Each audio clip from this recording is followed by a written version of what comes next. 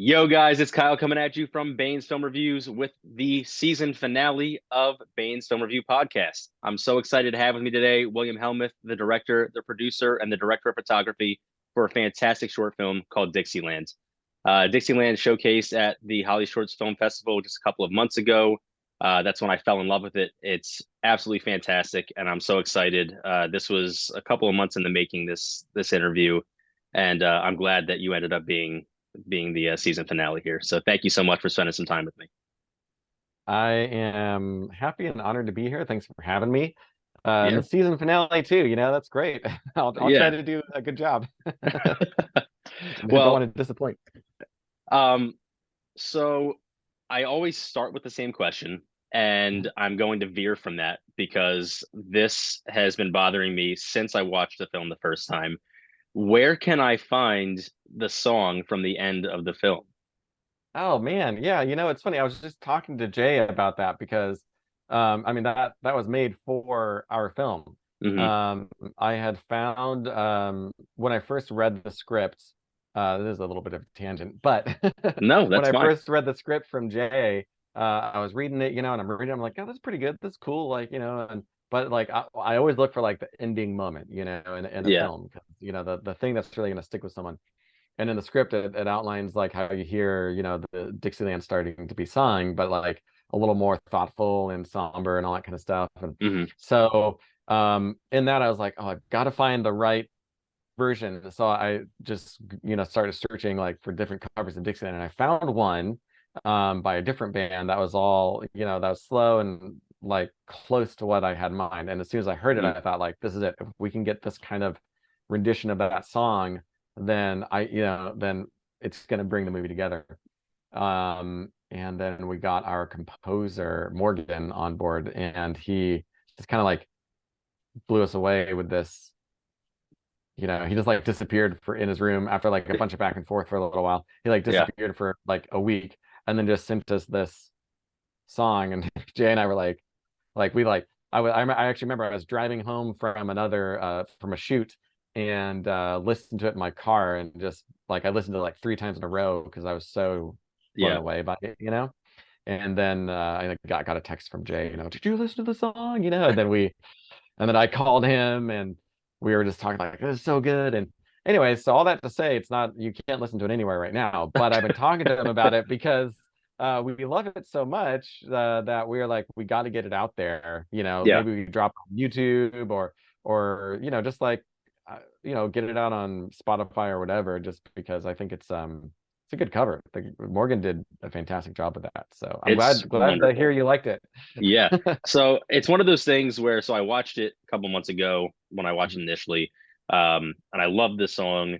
And a couple months have gone by. I watched it again yesterday, and I thought to myself before it came on, I was like, well, it probably can't be as good as you remember it being. You're just, you're overplaying this in your head. And no, I was just mesmerized by it again. Oh, Um, awesome. so it, Yeah. it really is fantastic. And so I had to veer from my usual question to start because I didn't want to forget to ask. And that was a disappointing answer, but I'm glad that you're I trying. know. I'm Yeah, glad that you're trying to this get it isn't a out good there. start. Like right out of the gate, I'm just like, bad news. But that's okay. That's okay. I That's just good. hope that I hope that it resonates with people as much as it did with me. And then obviously the film as a whole. But then to just take a step back and go where I usually would to start, just curious how you got into filmmaking in the first place.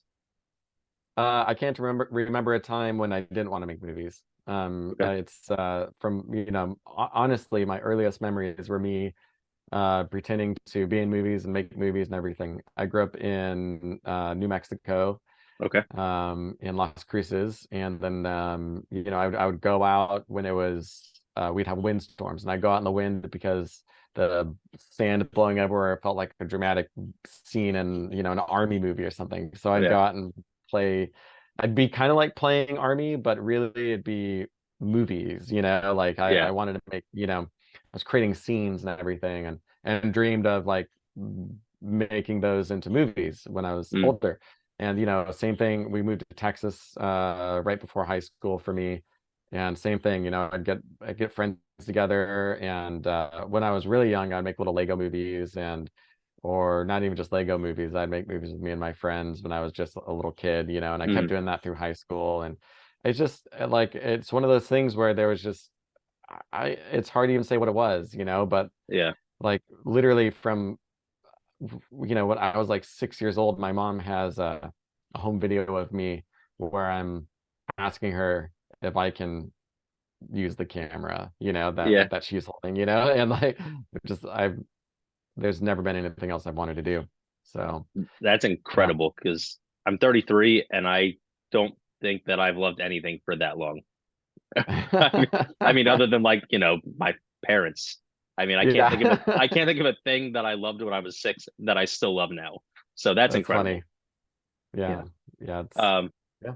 because I didn't get into film until way, way later, until like 5 years ago. So Yeah, a lot of people have that kind of that moment, you know. yeah, And it's just for me, it's just kind of been this, it's just kind of been in me my whole life. that's awesome. Mhm. And then with that, where did the idea for Dixieland come from? Dixieland is actually a short film, not a short film. It was first a short story that Jay wrote in high Okay. school. Um, and you know, he wrote it because he wanted to, I mean, kind of like now, make a story about two people on opposing sides of a war and kind of have a something that really focused on like people finding the humanity in each other. Hmm. And you know, I remember him telling me about it like a year and a half ago or a couple years, you know, like about yeah, a couple years before we started making it. Sure. And he told me how, you know, he wrote this short story called Dixieland, set in the Civil War, and it made his English teacher cry.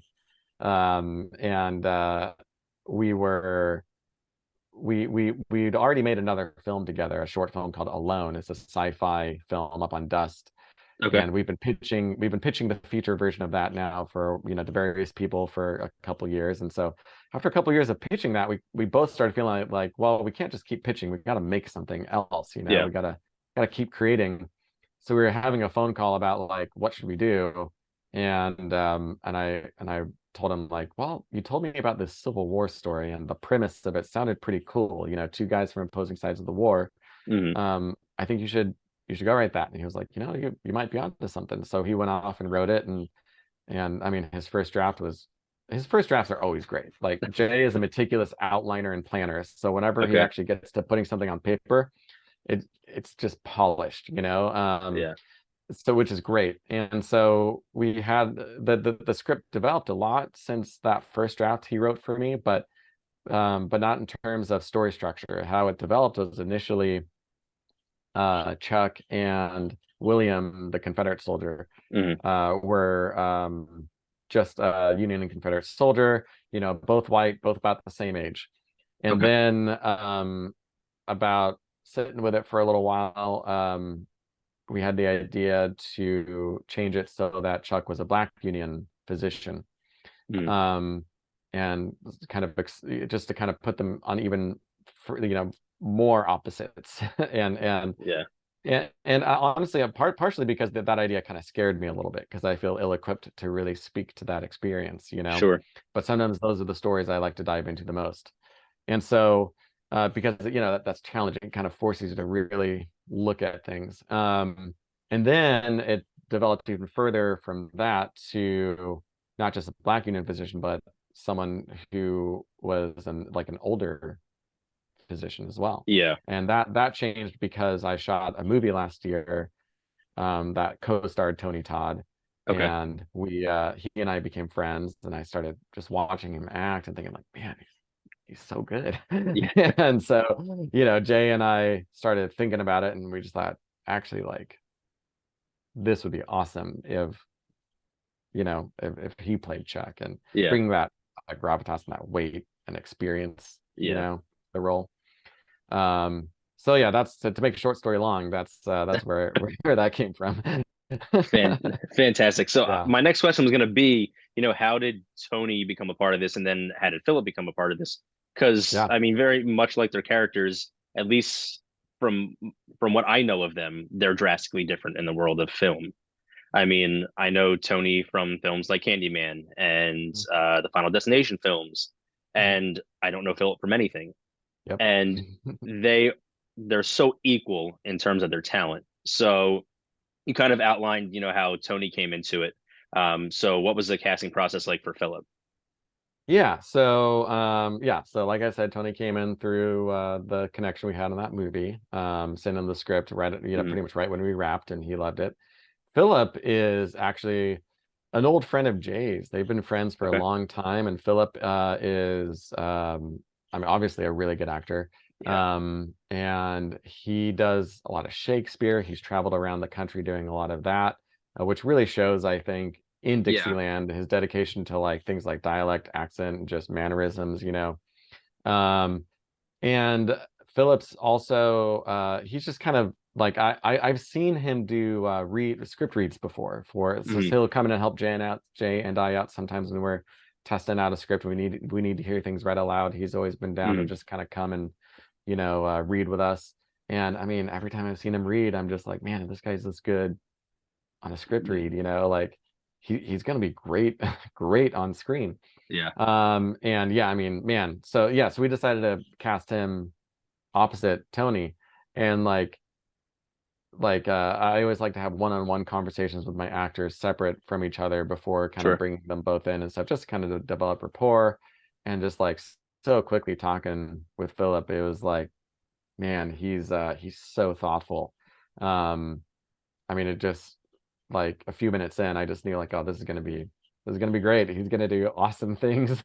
Yeah. So, it's cool because he really takes a non-judgmental approach to whoever he's playing, Mhm. like doesn't focus on like, oh, this person's bad or this person's good or whatever, but Right. just really focuses on like that empathy and understanding and really inhabiting, and he just brought so many truthful moments into that performance. And it was cool to see he and Tony, their chemistry together Yeah. just ended up being really good. Whenever the camera was on Philip, Tony was just giving 100%, tears and everything. And when Yeah. the camera was on Tony, Philip was right there with him. Just, I mean, they never like broke with each other. They Okay. they were just tight.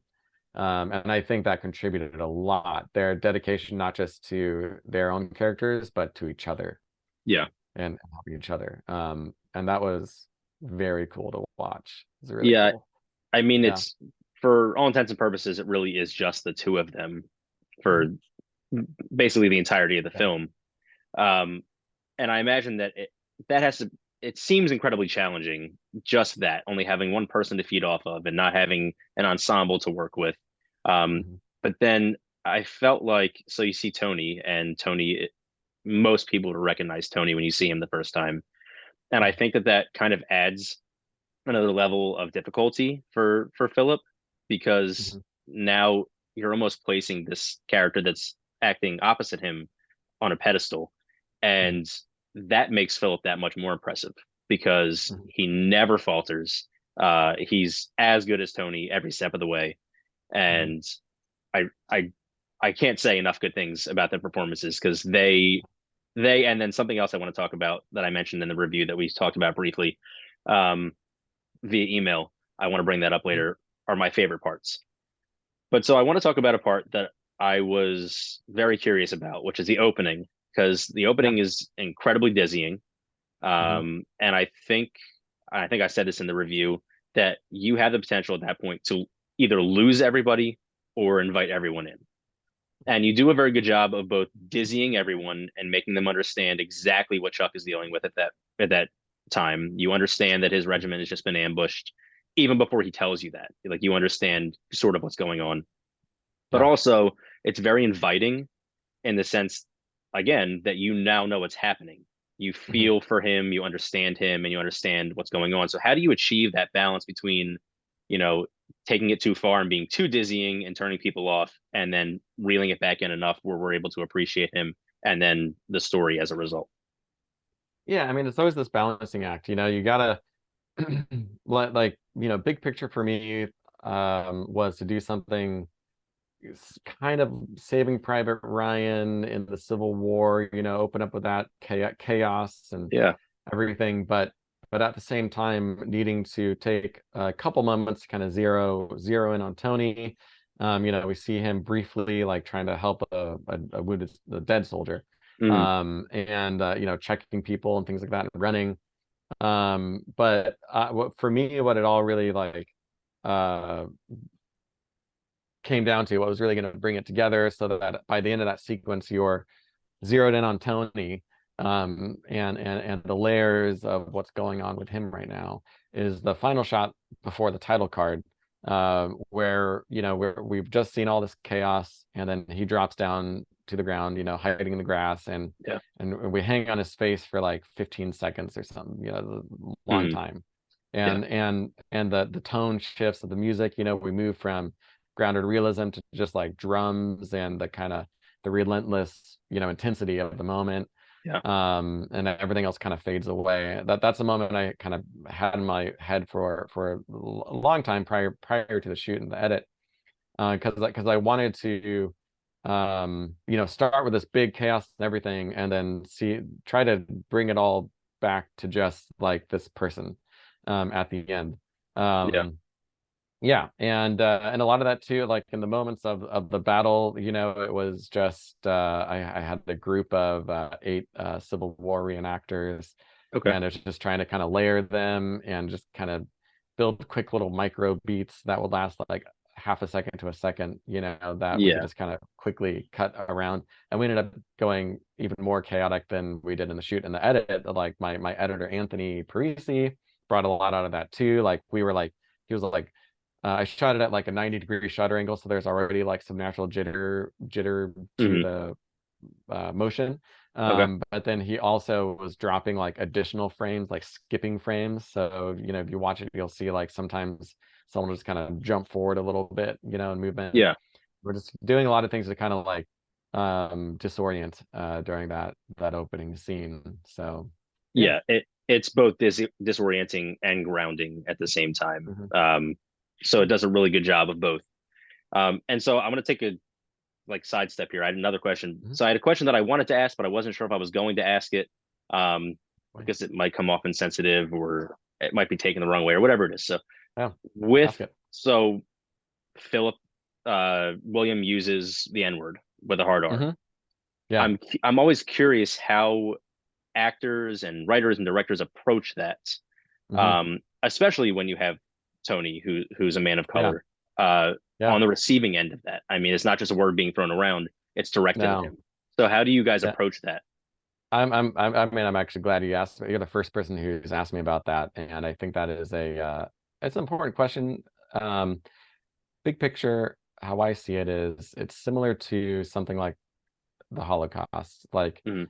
these these people had these experiences in our country, were called these names, lived this life, and I don't think we should shy away or try to erase it, the ugliness Sure. of it. And so I see it as, not something to just be thrown around flippantly, Yeah. or gratuitously at all. But I felt like, in this instance, it was appropriate for that reason. Just this is just the truth of what Yeah.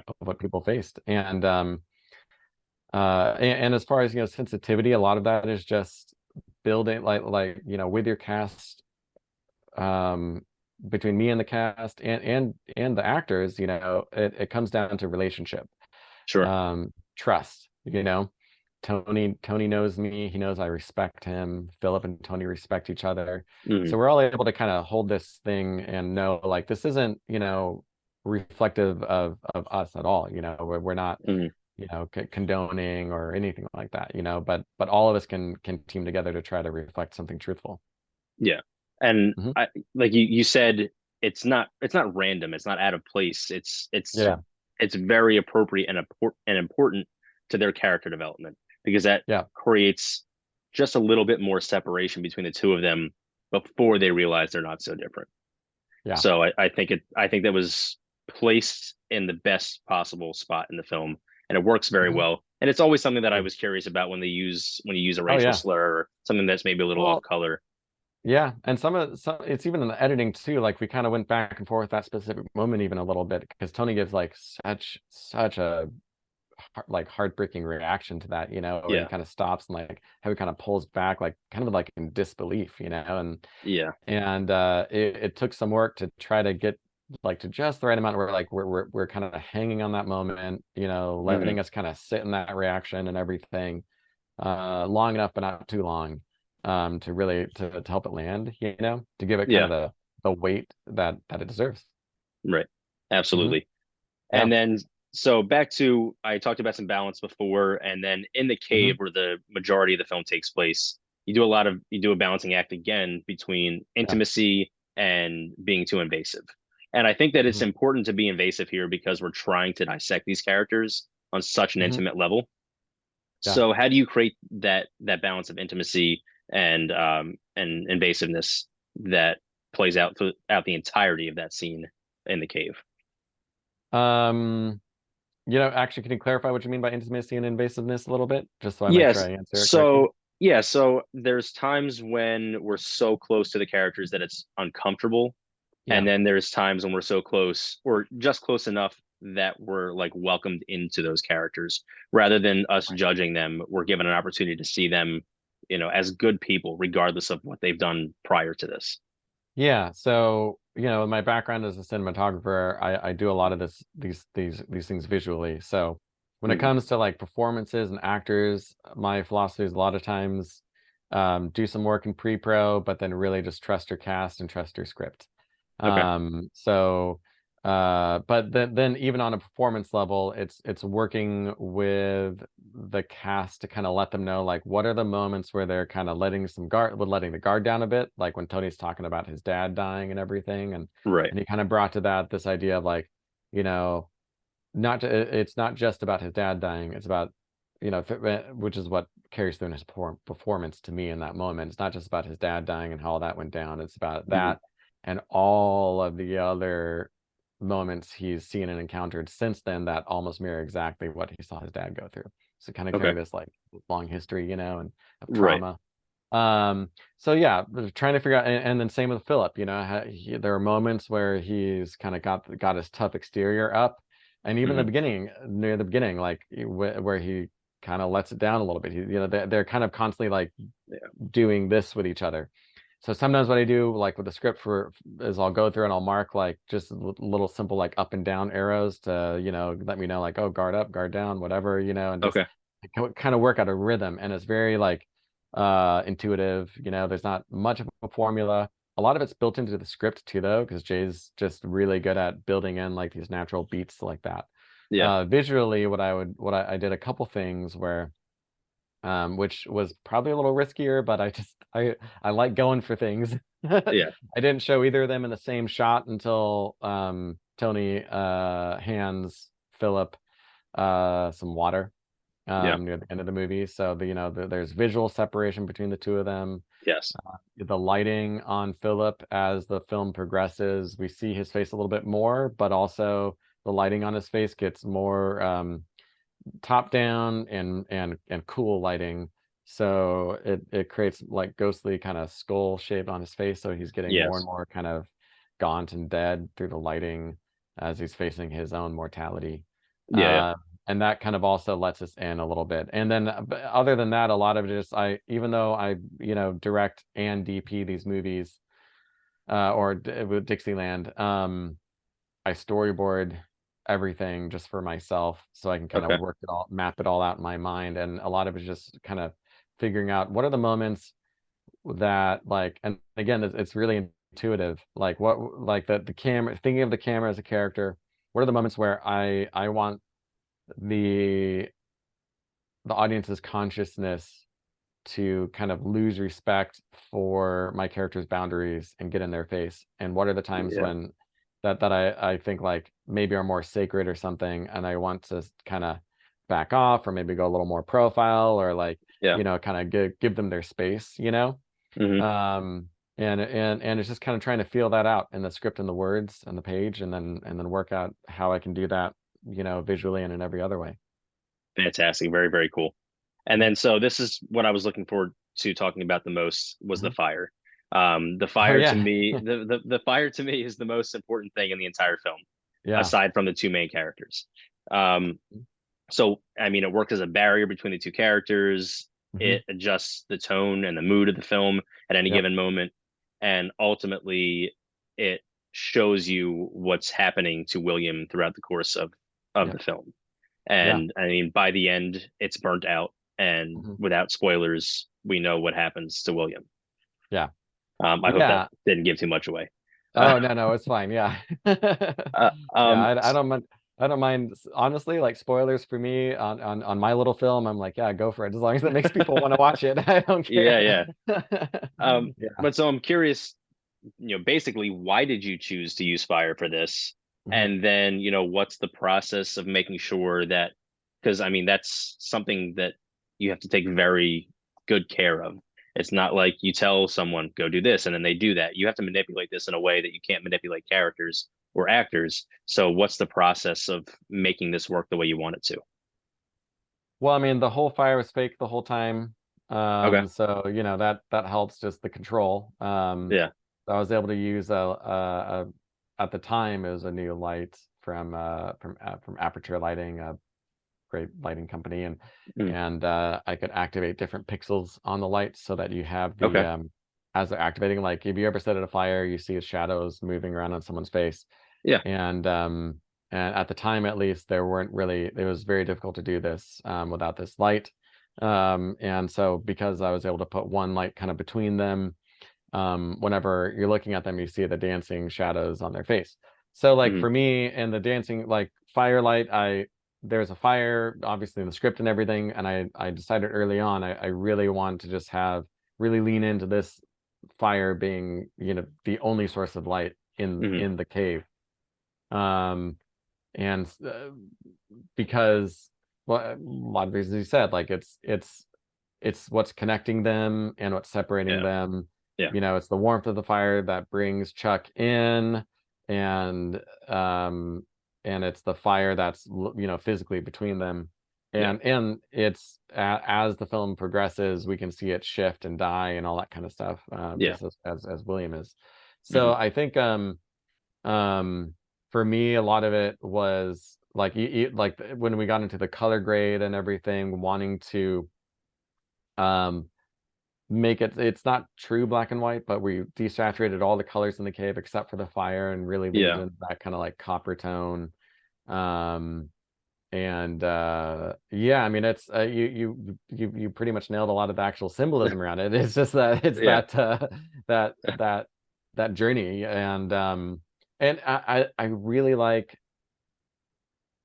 organic surrealism, Sure. um drawing inspiration from nature. I early on in my career, I shot a lot of nature documentaries, and so that's a lot of my background. And Okay. so I take a lot of my inspiration from natural elements like that. And so I wanted it to feel really grounded, but also end up execute it in a way that would feel ghostly and surreal. Like I mentioned the dancing shadows, and that Hmm. kind of reflect um uh the uncertainty, the situation that they have with Yeah. each Yeah. other.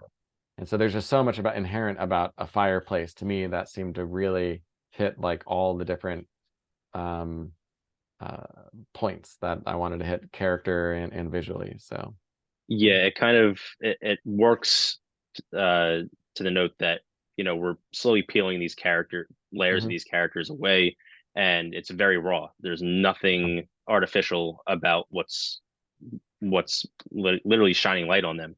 So Yeah, again, there's so much symbolism in that. It's absolutely one of my favorite parts of the film. cool. So kudos to you guys for being able to bring that to life. I never would have guessed that it wasn't real fire. So Well, fantastic, that's good. I'm fantastic. glad. Yeah, Yeah, fantastic. we And had like one VFX shot in the beginning showing fire, then after that we're into our fake fire. So I'm glad it read. yeah, and I'm so OCD, and like I look for these things. I like try to Uh-huh. be like a dick and look for these things. Yeah. And Well, so the fact yeah. that I couldn't find it is fantastic. Good. I mean, and that's the thing, like that's why I mentioned that light, is because, we so much of fake firelight I don't buy. You can tell because it just kind of like it just looks like kind of a pulsing light. Yeah. So I always thought like, well, that's the key. I need the dancing shadows. And so when Yeah. this light was released, I got like an early, early model of it, Mm.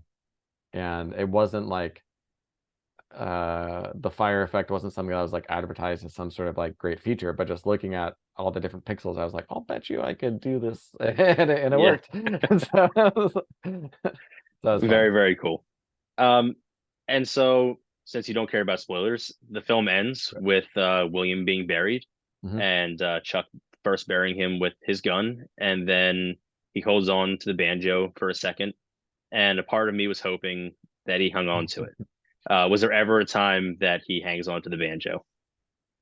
I no, actually, he'd always put it down. We had discussions, like Mm, why does he leave the banjo and everything? And I think part of it is, he puts the gun down as like, rejecting the violence, and then he puts the yes. banjo down as a way to recognize the humanity of this person he spent the evening with. This Okay. like you know, it's not a bow tie ending, but it's his way of grieving, I think, what Mm, was the lost soul, basically lost to an evil cause, basically. Like yeah. he could have been a simple man that just liked playing the banjo, but Sure. now look at him, so it's his way to kind of memorialize that, I think. Yeah. I mean, William mentions earlier, you take from the dead what you need.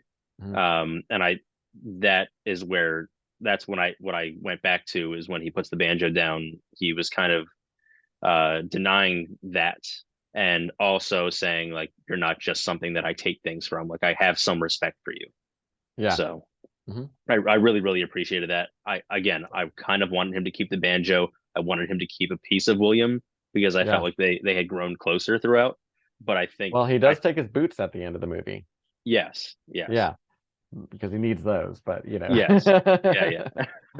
Yeah. Um, but so and then so again, Dixieland is fantastic, and I saw it at Holly Shorts. Obviously, Holly Shorts is over at this point, but I'm curious where people can find Dixieland now. Well, we're still running through some film festivals. Actually, have a screening at Film Quest in Provo, Utah, coming up. Okay, Yeah, October 30th, I believe. okay, Could be wrong about that. Anyway, end of October. yeah, Screening in Film Quest, and then more film festivals after that. We're just waiting to announce. And then next summer, I imagine, is when we should be able to get it out there, for the public. So it might be a little, well, actually, maybe earlier the next summer. Who knows? But okay, yeah, we're kind of in the middle of the festival run right now. okay. So. And then where can people find you on the internet? Well, you can find me on Instagram, William Hellmuth _DP, or my website, williamhellmuth.com. And it's got, you know, everything about me on right there. Awesome. Hmm. And so are you working on anything now? Can you shed any light on those Yes. things? Right now, actually, next on Monday, well, this Friday we go into fight and stunt rehearsals, but I'm Okay, co-directing actually and DPing a sci-fi action called Forsaken Mercenary, which I'm pretty excited about. It's based off of a 12-book series on Amazon. okay, This is just the first part of kind of the first book, proof of concept short. Got some exciting, talents and people attached to that. yeah, So that's exciting. And Jay and I are also collaborating on something separate, another sci-fi uh, high concept kind of ensemble cast actually this time oh, very cool. in a spaceship, like big cool stuff. Yeah, Um, so yeah, we're those are kind of those are the exciting things right now that are kind of on my mind. And then Jay and I are, I mean, gosh, at this point we've got probably 3 or 4 different concepts and TV show features, things like that. We're always pitching stuff, so hopefully some of that will actually get traction and get moving. yeah, very, very cool. And best of luck with all those things Thank you. for sure. Thank you. Yeah. And then just one final question for you. Mhm. What are some of your favorite films? Favorite films. Okay, so most of my favorite films are always going to be like a trilogy or something like that. Like the Lord of the Okay. Rings trilogy is just kind of for me, like I mean, I saw Fellowship of the Ring in theaters when it came out Okay. 14 times. Wow. I couldn't stop watching it. So that's great. My favorite single movie ever made is probably Unforgiven. Big Okay. fan of that. Um, some of my other top five would be like Vertigo, Lawrence of Arabia, The Godfather. Um, yeah, I'm Very, just very cool. those are a few of them. Yeah, I always find that fascinating because those are such some of those are such drastically different things from the others. yeah. So that's very, very cool. Um, Cool. but William, again, I want to thank you so much for spending some time with me, for being on the finale. It just sort of worked out that way, and I'm very glad that it did. I hope that Dixieland continues to get some traction, and everything else you're working on does as well. Well, thanks so much, Kyle. Thanks for having me. You're very welcome. You have a fantastic day. You too. See ya.